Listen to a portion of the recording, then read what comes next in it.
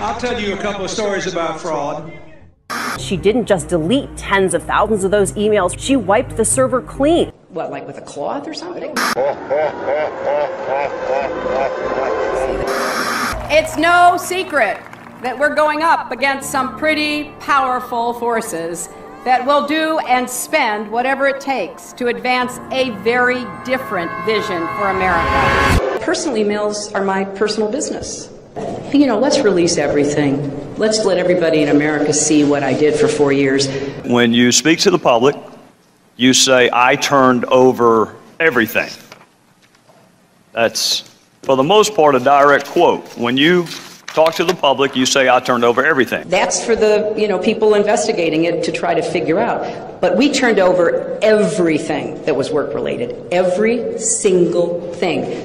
90 to 95% of my work-related emails were in the state system. If they wanted to see them, they would certainly have been able to do so. You know what? That is maybe the 10th time you have cited that figure today. It is. And I have not heard anyone other than you ever cite that figure. Who told you that 90 to 95% of your emails were in the State Department system? Who told you that? We learned that from the State Department in their analysis of the emails that were already on the system. The Inspector General report found that less than 1% of State Department emails, record emails, were captured. So they give a number of less than 1%, and you give a number of 90%. I have absolute confidence that everything that could be in any way connected to work is now in the possession of the State Department. This pile represents the emails that you sent or received about Libya in 2011, from February through December of 2011. This pile represents the emails you sent or received from early 2012 until the day of the attack. There are 795 emails in this pile. We've counted them. There are 67 emails in this pile in 2012. And I'm troubled by what I see here. I can only conclude by your own records that there was a lack of interest in Libya in 2012. What difference at this point does it make? When I think back now to that day and what she knew, it shows me a lot about her character, that she would choose in that moment to basically perpetuate what she knew was untrue. This was a fast-moving series of events in the fog of war, and I think most Americans understand. How about more generally? Do you think there's something you can do to get a majority of Americans to believe you're trustworthy? Hi, Secretary Clinton. Would you sign this for me? Sure. What's your name? If you can make it out to Christopher Stevens. I think you knew him. Yeah, I'm not going to make it out to Chris Stevens. What difference does it make? Here it goes, here. The server contains personal communications from my husband and me. Only time I got on the internet, I did 2 emails, and I ordered Christmas presents from a reservation. Otherwise, I found people said embarrassing things on emails. I didn't want to be one of them.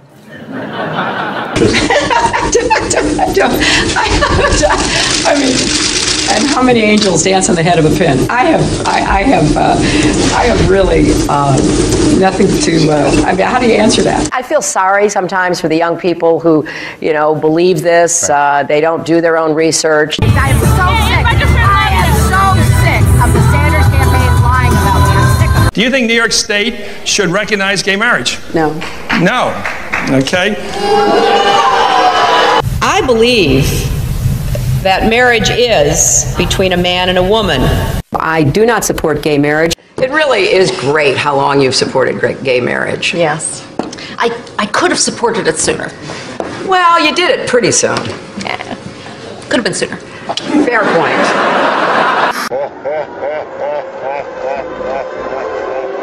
The unborn person doesn't have constitutional rights. Are you saying that a child on its due date, just hours before delivery, still has no constitutional rights? Under our law, that is the case. I I was a Goldwater girl. I'm very proud that I was a Goldwater girl. Goldwater was against the '64 Civil Rights Act. 40,000 people, half of them Negroes, demonstrate against Goldwater. I am compelled to urge Negroes and all people of goodwill to vote against him. His election would be a tragedy and certainly suicidal almost for the nation and the world. He's a very arrogant person to deal with, which I think is a combination of this vision of Russia and some fundamental insecurity. I could have told him he was a KGB agent. By definition, he doesn't have a soul. I mean, this is a waste of time, right? Как минимум, государственный деятель должен иметь голову. Mrs. Clinton has never been too graceful in her statements. When people push boundaries too far, it's not because they are strong. I remember landing under sniper fire. There was supposed to be some kind of a greeting ceremony at the airport, but instead we just ran with our heads down to get into the vehicles. Her arrival in Bosnia was not quite as dramatic as Clinton put it. Good to see you. Once again, her memory doesn't match our videotape. She and her daughter Chelsea lingered on the tarmac to greet U.S. military officials. Took photos. There was the group of 7th graders on the tarmac too. And then Senator Clinton walked to the armored vehicle where she did eventually dock and enter.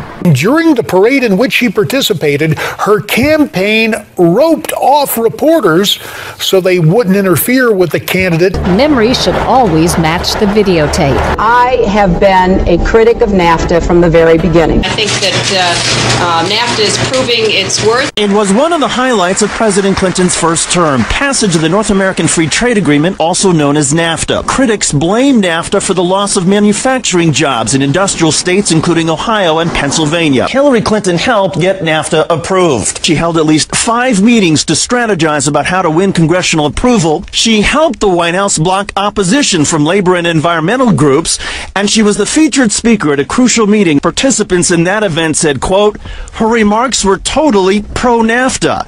Was NAFTA a mistake? NAFTA was a mistake to the extent that it did not deliver on what we had hoped it would. Your opponents are saying that that's really part of a larger pattern with you, that you often avoid taking firm positions on controversial issues. They are going to people showing videos of Donald Trump insulting Islam and Muslims in order to recruit more radical jihadists. Fact checkers have said that she was wrong. All my grandparents, came over here, and turns out only one was an immigrant, 3 were not. And then, frankly, there are those who are saying the best thing that could happen to us is be attacked by somebody. Just bring it on, because that would unify us. It would legitimize the regime. That's the reason I say, if anybody's going to do it, we ought to do it, because we have the capability of doing it. We're not going to give anything up, and in fact, we're going to provoke an attack, because then we will be in power for as long as anyone can imagine. I represented New York, and I represented New York on 9/11. When we were attacked, where were we attacked? We were attacked in downtown Manhattan, where Wall Street is. I did spend a whole lot of time and effort helping them rebuild. That was good for New York, it was good for the economy, and it was a way to rebuke the terrorists who had attacked our country. 9/11 was bad. I agree with that. It's time for the United States to start thinking of Iraq as a business opportunity.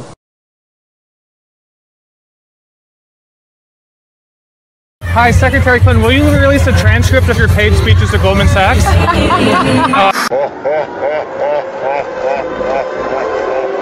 No, there's a lot of controversy over their speeches. Just in July, New Hampshire, you told the crowd you, quote, take a backseat to no one when it comes to progressive values. I take a backseat to no one when you look at my record and standing up and fighting for progressive values. Last month in Ohio, you said you plead guilty to, quote, being kind of moderate and center. Do you change your political identity based on who you're talking to? No, I think that like most people that I know, I have a range of views, but they are rooted in my values and my experience. I get accused of being kind of moderate and center. I plead guilty. Just for the record, are you a progressive or are you a moderate? I'm a progressive.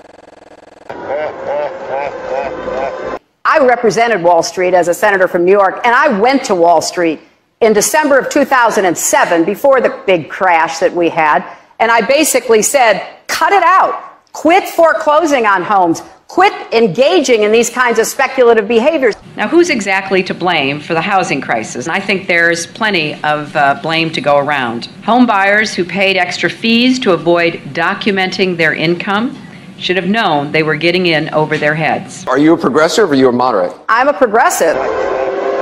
Of course we have to deal with the problem that the banks are still too big to fail. We can never let the American taxpayer and middle-class families ever have to bail out the kind of speculative behavior that we saw. But we also have to worry about some of the other players. AIG, a big insurance company, Lehman Brothers, an investment bank.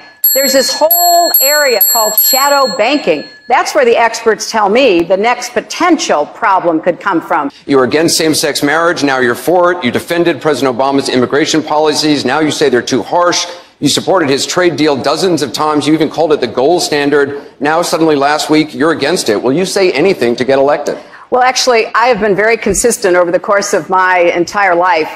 Time and time again, you hear one thing in speeches, and then you see a campaign that has the worst kind of tactics, reminiscent of the same sort of Republican attacks on Democrats. Well, I am here to say that it is not only wrong, but it is undermining core democratic principles. Since when do Democrats attack one another on universal health care? I've looked at the legislation that Senator Sanders has proposed, and basically he does eliminate the Affordable Care Act, eliminates private insurance, eliminates Medicare, eliminates Medicaid, TRICARE, Children's Health Insurance Program. This is what drives people crazy. It drives them crazy. You know, why not just come out and lay it out? This is what makes people distrust not just these politicians, but Washington, but the administration, but anybody who even raises their hand and testifies under oath, believing you're not being straight with me.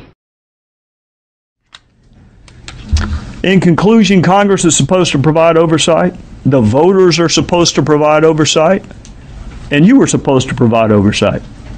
That's why you have special liberties, and that's why you have special protections. I am not surprised that the President of the United States called this a phony scandal. I'm not surprised that Secretary Clinton asked, what difference does it make? I'm not even surprised that Jay Carney said Benghazi happened a long time ago. The Clintons fired the White House Travel Office employees, allowing their wealthy Hollywood friends to take over the lucrative travel business. This led to investigations by the FBI, DOJ, GAO, Oversight Committee, and the Whitewater Independent Counsel. The Clintons claimed the firings were due to financial misdeeds, but the employees were cleared on all counts.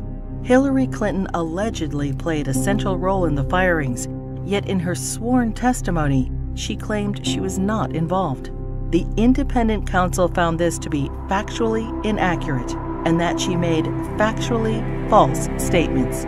The Clintons were forced to remove their friends and reinstate the previous employees. Vince Foster, the longtime friend and companion of Hilary Clinton, was significantly involved in several Clinton scandals. Due to the strange circumstances surrounding his death in 1993, an investigation ensued. Before the police arrived, Clinton staffers illegally removed boxes of documents on Whitewater and presumably Travelgate and other sensitive issues. President Clinton put his wife in charge of the most expensive program in the country. There was a national outrage that the unelected, unqualified First Lady was going to design America's healthcare system. In a 1993 interview, Hilary Clinton admitted, "I am not an expert on healthcare. I'm not somebody who has studied it." Hilary Clinton kept the Presidential Task Force on National Healthcare Reform shrouded in such secrecy that a federal judge threatened to hold the administration in contempt. 2 years later, the healthcare plan was a 1,342-page nightmare, including gatekeepers, health alliances, purchasing cooperatives, new and higher taxes, and restrictions on choosing doctors. Physicians, hospitals, large and small businesses, insurance companies, Democrats, Republicans, and the general public rejected the program, and it failed disastrously. the General Accounting Office put a price tag of $32 million on Hillary Clinton's healthcare fiasco. For dishonesty, Hillary Clinton and others were fined $450,000. Court costs to taxpayers were $725,000. In 1996, with Hillary Care fresh in their minds, Americans voted both the Senate and the House into Republican hands for the first time in over 4 decades. In 1994, President Clinton's Attorney General Janet Reno initiated an investigation focusing on fraud accusations against the Clintons regarding their real estate venture, Whitewater Development Corporation, co-owned with their friends Jim and Susan McDougal. Hillary Clinton was the central figure, and the probe revealed pervasive conflicts of interest between the Rose Law Firm, where Hillary Clinton was partner, and its client, Madison Guarantee, owned by Clinton business partner Jim McDougal.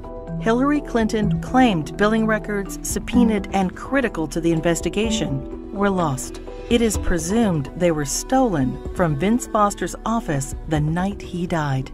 19 months later, following the Clintons' acquittal, many of the missing records reappeared in the Clintons' residence.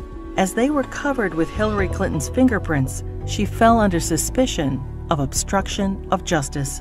Their business partner Susan McDougal refused to testify against the Clintons, assuring they were not charged.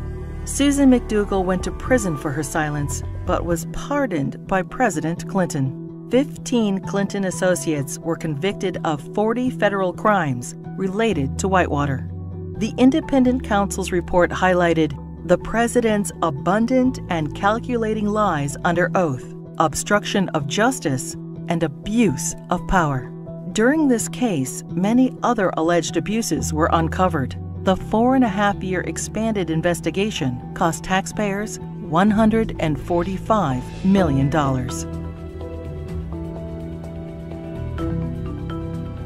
Hillary Clinton's trades in cattle futures raised suspicions of improprieties as her very first trade of $5,000 quickly turned into over $490,000. She refused to release her tax returns for the years in question. Hillary Clinton insisted that she made all the investment decisions herself. The investigation proved her trades were actually placed by her friend James Blair through the brokerage firm Refco. James Blair was outside counsel for Tyson Foods, the largest employer in Arkansas, which is state regulated. The perception was Mrs. Clinton received preferential treatment and incredible financial returns as a way to garner favor with her husband, then governor of Arkansas. Refco was investigated and paid the largest fines in the history of the exchange.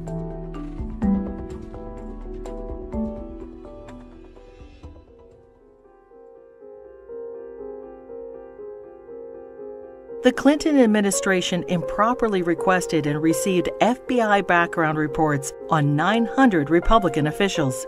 Hillary Clinton allegedly initiated the request to add data to her enemies list, leading to 3 separate investigations in 1996. In testimony, the White House Personnel Security Director refused to name Hillary Clinton as the source of the request, and he was forced to resign.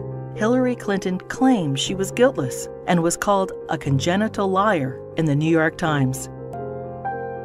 The fund was established so individuals or companies hoping to garner favor with the president could help pay the Clintons' endless legal bills.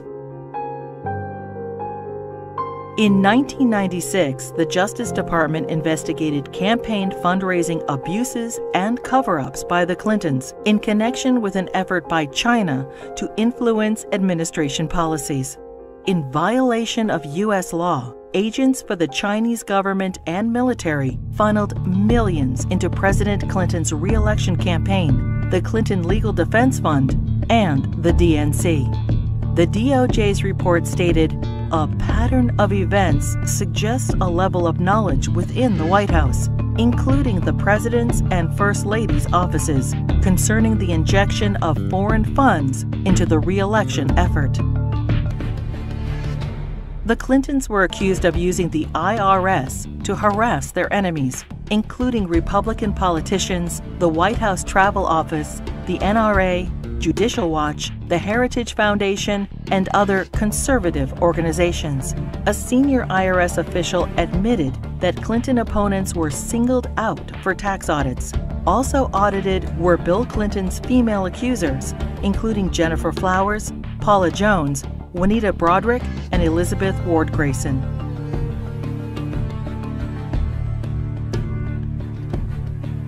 As he was leaving office in January 2001, President Clinton pardoned 450 people for crimes ranging from cocaine trafficking to kidnapping and terrorism. Several pardons personally benefited Hilary Clinton and were investigated for direct ties to her New York Senate bid. Mark Rich, a billionaire fugitive, owed the government over $160 million and was charged with tax evasion, wire fraud, racketeering, and trading with Iran. Rich's ex-wife, Denise Rich, a close friend of the Clintons, donated over $600,000 to the Clinton Presidential Library just prior to the pardon. Mrs. Rich also gave $14,000 to the Clinton Legal Defense Fund and $135,000 to Hillary Clinton's Senate campaign. The New Square Four were elders of a Republican voting Hasidic community convicted of defrauding the government of millions of dollars. Candidate Clinton met with their Grand Rabbi. Hillary Clinton received their votes, and the New Square Four received their pardons. Hillary Clinton claimed, "I did not play any role whatsoever in the pardons." Hillary Clinton's brother, lawyer Hugh Rodham, charged high fees to use his family influence to obtain presidential pardons. Carlos Vignali, a Los Angeles drug lord, paid Rodham over $500,000, and his sentence for cocaine trafficking was commuted. Almond Braswell, a scam artist, paid Rodham over $250,000 and was pardoned for defrauding senior citizens of millions of dollars. Fighting for Puerto Rican independence, the FALN exploded 138 bombs in New York City, Chicago, and Puerto Rico. During a 10-year reign of terror, 13 innocent people were killed and over 80 were maimed. New York City Councilman Jose Rivera met with Hillary Clinton proposing pardons for FALN members in return for Puerto Rican support in her Senate race. 2 days later, President Clinton pardoned 16 FALN terrorists. These pardons were condemned by Democrats and Republicans, the House and Senate, the FBI, the U.S. Attorney, the Federal Bureau of Prisons, and the Fraternal Order of Police. Another probe into Clinton wrongdoing ensued. When Congress requested additional information, President Clinton claimed executive privilege, preventing anyone involved with the pardons from testifying. Hillary Clinton claimed no involvement in or prior knowledge of the decision. Former Democratic President Jimmy Carter called these shameless pardons disgraceful.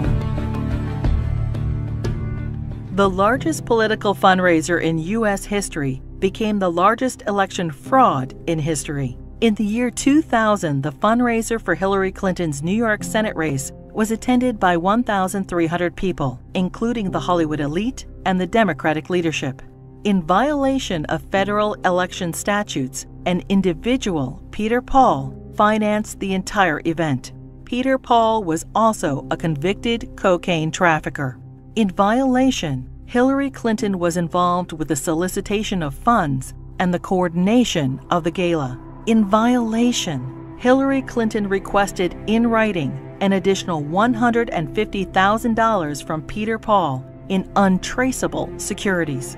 The Clinton campaign's filings with the Federal Elections Committee stated the event only cost $500,000. The actual price tag was $1.5 million. Senator Clinton was fined over $50,000 for purposely underreporting the cost of the event. In another campaign finance fraud, Hillary Clinton ignored FBI warnings and accepted over $900,000 from scam artist and felon Norman Sue.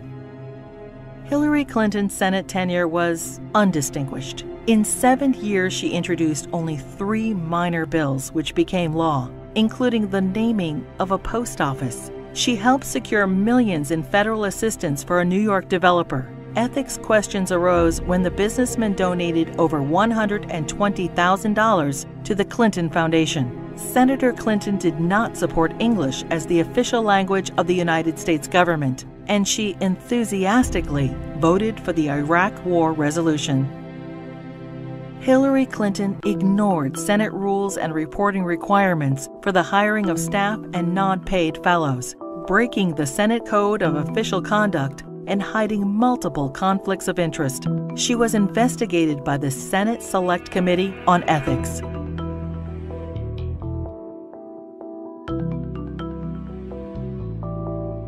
Hillary Clinton's long history of campaign finance abuses continued. Jeffrey Thompson and other fundraising bundlers for her failed 2008 presidential campaign pled guilty to conspiracy and campaign finance law violations.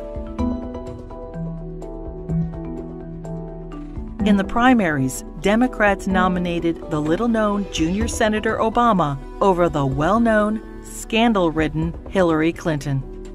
In 2009, President Obama nominated Hilary Clinton as Secretary of State. In 2014, the State Department spokesperson was asked to identify one tangible achievement from Hillary Clinton's 4 years as Secretary of State. She responded, "I am certain those who were here at the time, who worked hard on that effort, could point out one." Secretary Clinton's tenure had no signature doctrine or diplomatic breakthrough. It was, however, 4 more years of scandals. The Clinton State Department wasted $80 million on a U.S. consulate in northern Afghanistan, which will never be completed. Under Clinton's name, the Foreign Service gathered details on foreign diplomats, our allies and officials of the UN, including internet usernames, email addresses, credit card numbers, fingerprints, frequent flyer account numbers, and work schedules. The Clinton State Department lost approximately $6 billion due to improper filing of contracts. The FBI, CIA, and the DOJ requested that Boko Haram be designated as a terrorist group so the agencies could pursue them. Secretary Clinton declined, and the group continued its reign of terror, including the kidnapping of 300 schoolgirls in Nigeria. A special investigator for the State Department claims probes into illegal acts by the Diplomatic Security Service and ambassadors were influenced, manipulated, or simply called off under Hillary Clinton. These include sexual assaults by State Department security officials in Beirut, endemic engagement of prostitutes by Hillary Clinton's security detail, drug use by State Department contractors in Baghdad, solicitation of child male prostitutes by U.S. ambassador to Belgium. Secretary Clinton's spokesperson claimed Hillary Clinton had no knowledge of any of the scandals in her State Department. "We learned of it from the media and don't know anything beyond what's been reported."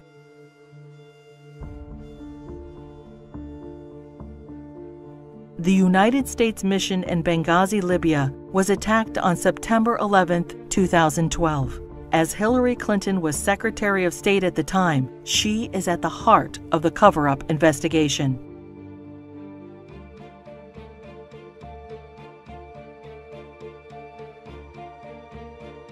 When she finally testified to Congress 4 months after the attack, she famously stated, "The fact is we had 4 dead Americans. Was it because of a protest? Or was it because guys out for a walk one night who decided they'd go kill some Americans? What difference at this point does it make?" Hillary Clinton testified that she submitted all documents requested by Congress. 20 months later, and only through a Freedom of Information Act request, 41 new documents were released, including changes to Ambassador Susan Rice's talking points. More documents are still being withheld.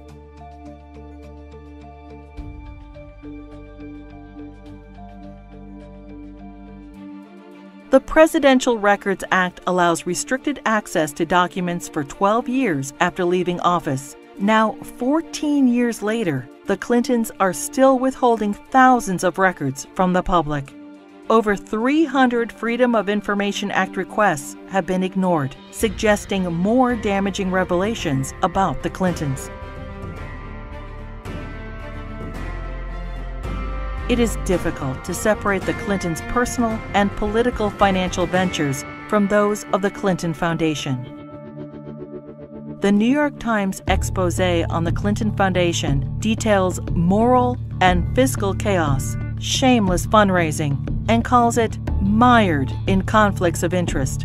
Run by old Clinton friends, it has been grossly mismanaged and, despite enormous donations, ran multi-million-dollar deficits. Already rife with conflicts of interest, the foundation's offices are now shared by the Hilary Clinton presidential campaign. Americans can give $2,300 to presidential candidates, but there are no limits on donations to foundations. Hilary Clinton cannot legally accept campaign donations from foreigners, but no restrictions apply to foundations. Secretary of State Clinton traveled to Moscow and pressed the Russian government to purchase planes from Boeing. 2 months later, contract in hand, Boeing donated $900,000 to the Clinton Foundation.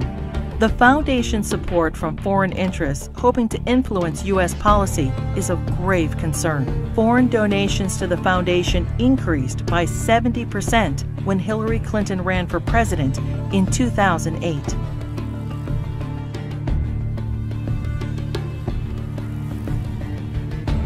Saudi Arabia has financed terrorists, has an abysmal women's rights record, and punishes homosexuality by death.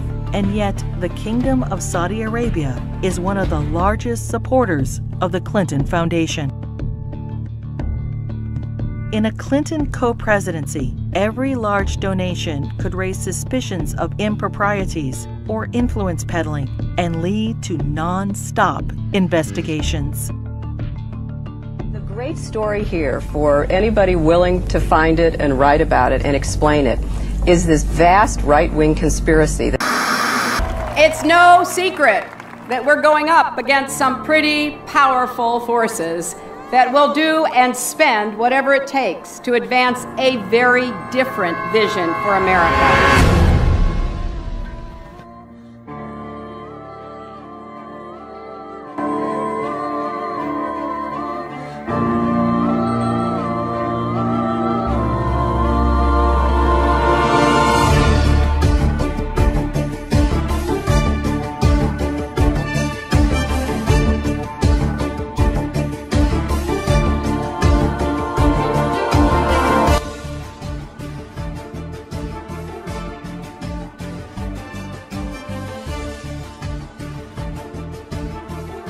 Why I am running for President of the United States.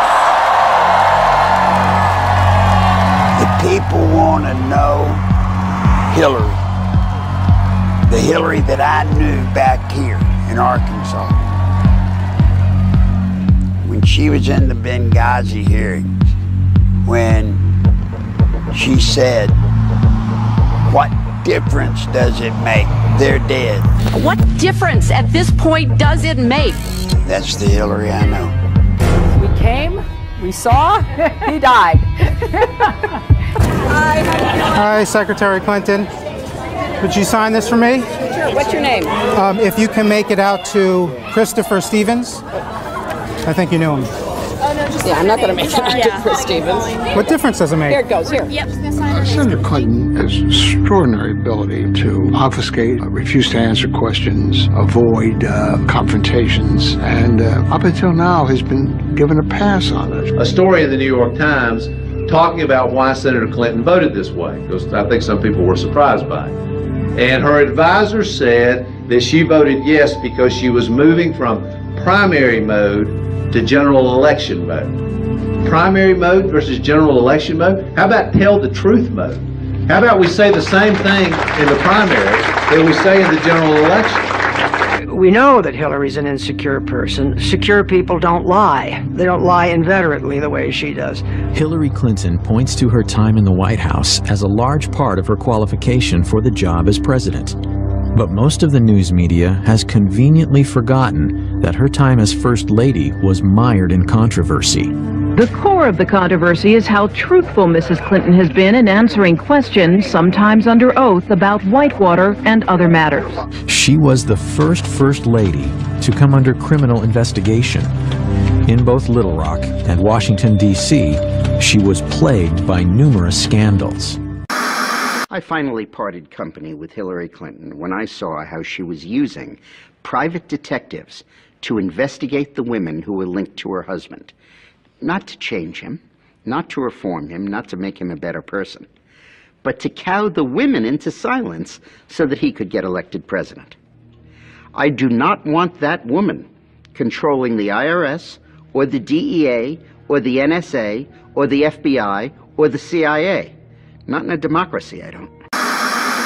One thing about Hillary, Bill was just a good timing guy. But Hillary, she's an animal. Hillary is the one that I promise you, she pulls the strings.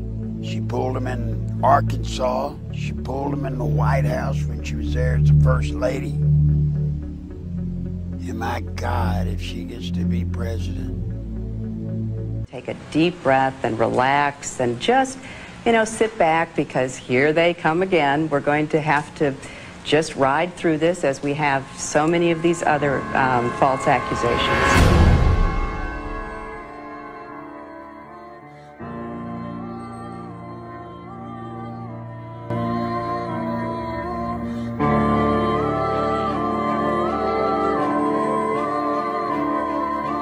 Thank you.